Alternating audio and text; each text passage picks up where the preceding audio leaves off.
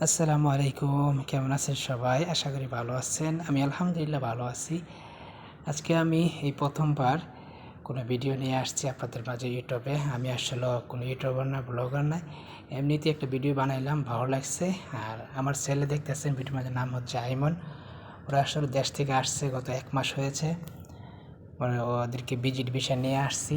এখন জানেন আপনারা সবাই যারা সৌদি আরবে আছেন খুব সহজে ভিজিট ভিসা, উমরা ভিসা নিয়ে আসতে পারেন। তো আমি এরকমভাবে নিয়ে আসছি।